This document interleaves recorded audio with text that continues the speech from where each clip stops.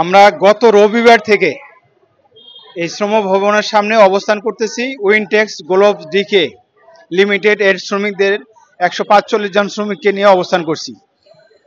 তাদের মালিক হলো হংকংয়ের একজন আর একজন বাংলাদেশি। এই মালিক মূলত শ্রমিকদের ঈদের ছুটি দেওয়ার পরে, ঈদের ছুটির পরে কারখানার গেটে তালাবদ্ধ করে মালিক পলাতক।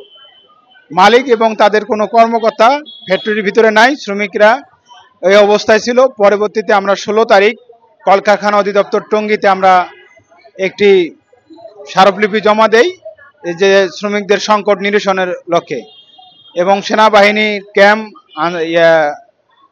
মৌচাক স্কাউটে জমা দেই। জেলা প্রশাসক, ইন্ডাস্ট্রিয়াল পুলিশ, জেলা পুলিশ সুপার এবং প্রধান উপদেষ্টা, সচিব এবং শ্রম উপদেষ্টা সহ এই আইজি বরাবর সহ আমরা সমস্ত জায়গায় স্মারকলিপি প্রেরণ করি।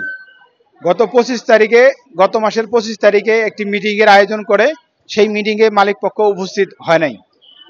পরবর্তীতে মালিক পক্ষ একটি সিদ্ধান্ত দেয় যে 3 দিনের ভিতরে তারা বোর্ড মিটিং করে শ্রমিকদের এই ব্যাপারে একটা চূড়ান্ত সিদ্ধান্ত দিবে।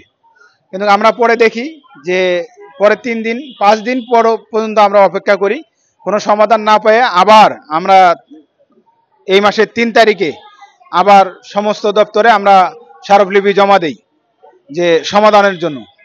3 তারিখ থেকে আমরা 12 তারিখ পর্যন্ত অপেক্ষা করি।